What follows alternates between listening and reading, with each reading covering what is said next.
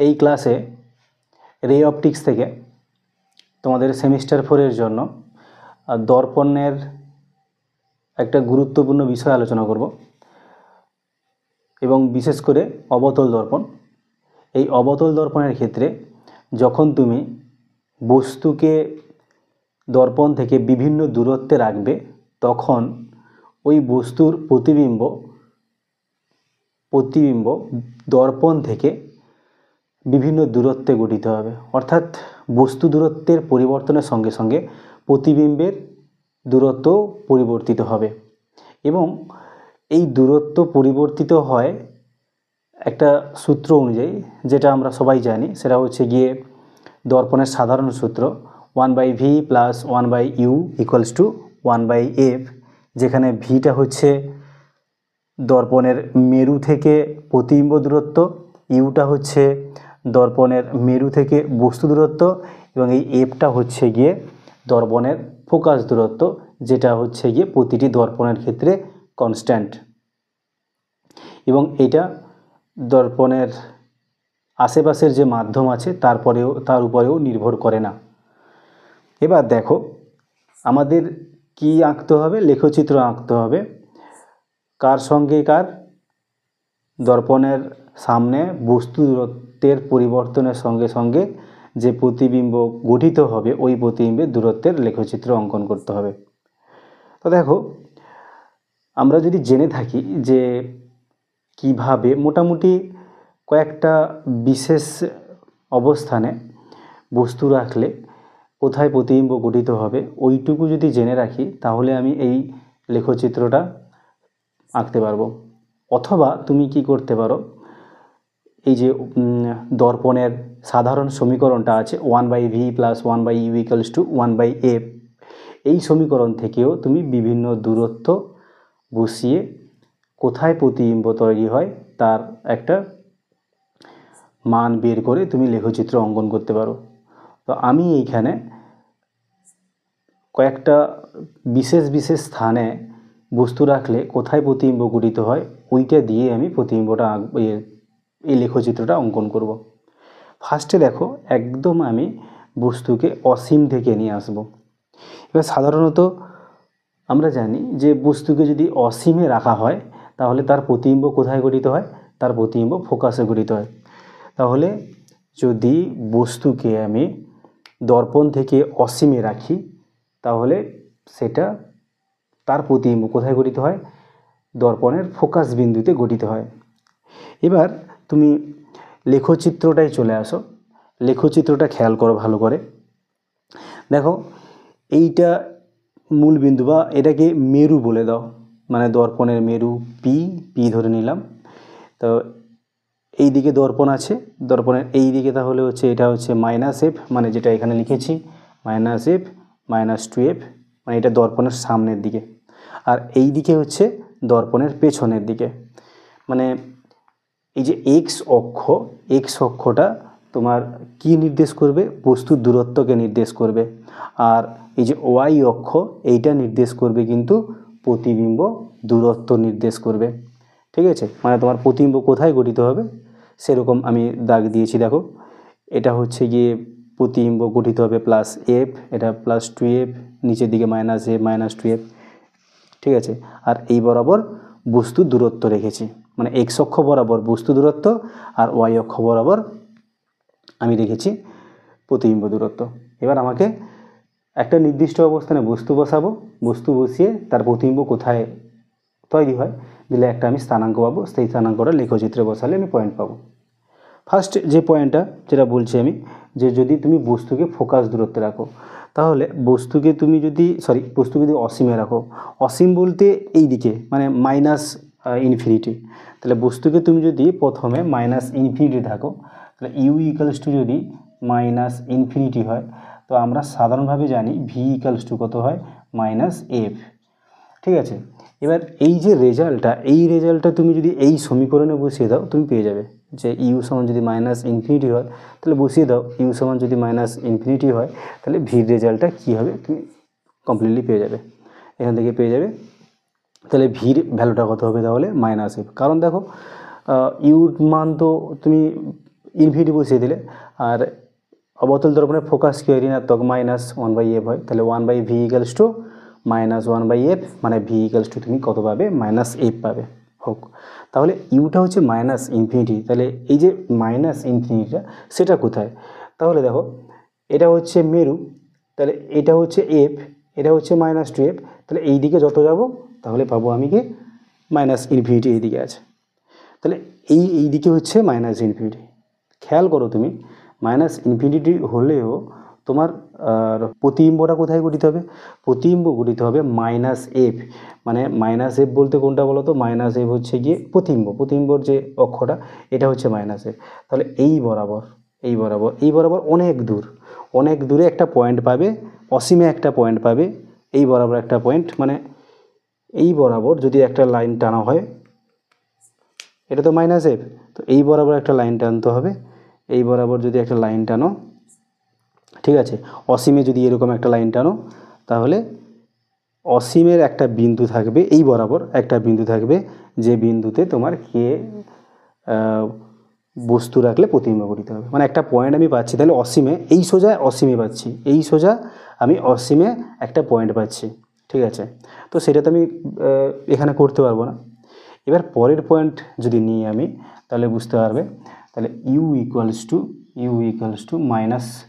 -2f নাও, u = যদি -2f নাও, মানে আমি কি করছি, দর্পণের দিকে বস্তুটাকে নিয়ে আসছি, তাহলে u = যদি -2f নাও, তাহলে তুমি v = পাবে কত? -2f। এটা ভালো করে জানো, v = তুমি কত পাবে? -2f। সমীকরণ থেকে বসিয়েও তুমি করতে পারো। তাহলে খেয়াল করে দেখো, তাহলে তোমার বস্তুটা যখন অসীমে ছিল তখন তোমার প্রতিবিম্ব কোথায় গঠিত হয়েছিল? প্রতিবিম্ব গঠিত হয়েছিল ফোকাসে। এবার প্রতিবিম্ব গঠিত হয়েছিল প্রথমে, তাহলে দূরে ছিল, তাহলে ফোকাসে তৈরি হয়েছিল। যত তুমি দূর থেকে 2f এর দিকে নিয়ে আসছো, তোমার প্রতিবিম্ব কোন দিকে সরছে? প্রতিবিম্ব 2f এর দিকে সরছে। যখন তুমি 2f এ নিয়ে এসছো, তাহলে 2f এর সৃষ্টি হয়েছে। তাহলে এইখানে তুমি যে স্থানাঙ্কটা পাচ্ছ, দেখো ইউতেও -2f, ভিতেও -2f, তাহলে -2f, তাহলে ইউতে -2f কোনটা? এইটা। ভিতে -2f তাহলে কোনটা? এইটা। তাহলে এই একটা পয়েন্ট পাচ্ছ।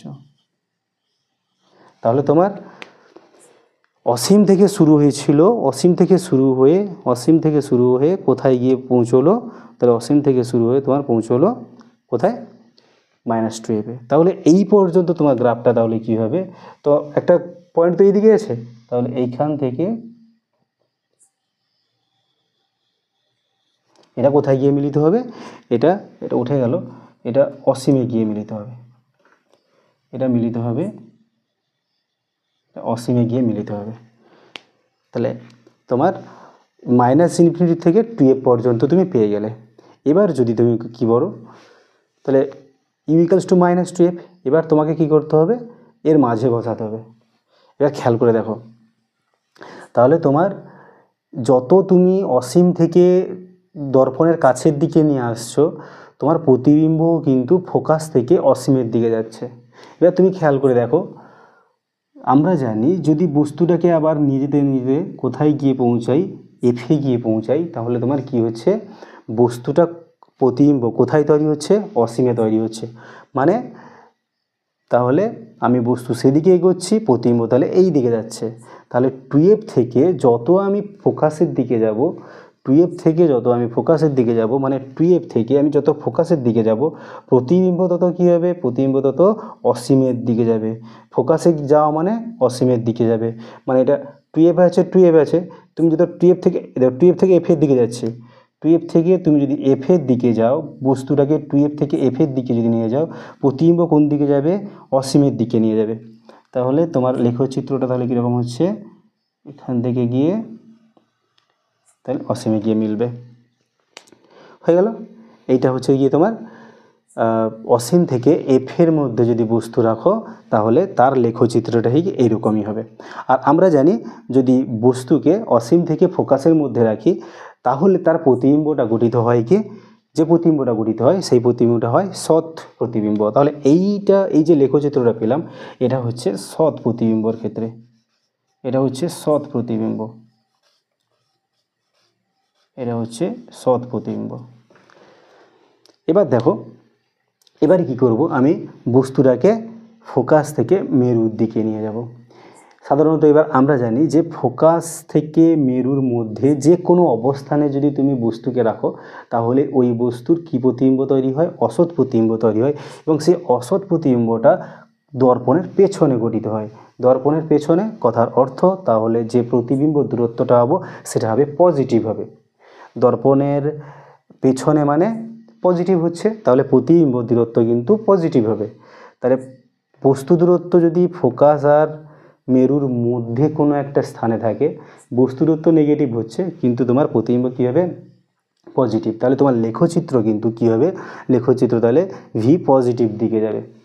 এবার খেয়াল করে দেখো, তো ফোকাসে যখন বস্তু ছিল তখন কী হয়েছিল, ফোকাসে যখন বস্তু ছিল তখন প্রতিবিম্বটা অসীমে। এবার ফোকাস থেকে তুমি যত কি করবে মেরুর দিকে যাবে, তাহলে কোন দিকে যাচ্ছে সেইটা আমি জানতে পারবো যদি আমি মেরুতে রাখি বস্তুটাকে। মেরুতে যদি আমি বস্তু রাখি তার প্রতিবিম্ব কোথায় গঠিত হয়, তার প্রতিবিম্ব মেরুতেই গঠিত হয়। তুমি এখানে বসিয়ে দেবে, পেয়ে যাবে। কি বললাম, যদি তুমি বস্তুটাকে মেরুতে রাখো তাহলে তার প্রতিবিম্ব তোমার কোথায় গঠিত হবে, মেরুতে গঠিত হবে। তাহলে এখান থেকে বোঝা যাচ্ছে এরকম যে যত তুমি ফোকাস থেকে মেরুর দিকে নিয়ে যাবে তাহলে তোমার প্রতিবিম্ব অসীম থেকে কোন দিকে পৌঁছবে, মেরুতে পৌঁছবে, অসীম থেকে মেরুতে পৌঁছবে। তাহলে এবং অবশ্যই দূরত্বগুলো পজিটিভ হবে। তাহলে দূরত্ব মানে প্রতিবিম্ব দূরত্বগুলো পজিটিভ মানে এই দিকে চলে আসবে। তাহলে তোমার কি হবে, মেরুতে থাকলে মেরু, ঠিক আছে, মানে বস্তু দূরত্বও যদি মেরু হয় প্রতিবিম্ব দূরত্বও তাহলে মেরু। তাহলে এখান থেকে আমি যদি ফোকাসের দিকে নিয়ে যাই, এখান থেকে যদি ফোকাসের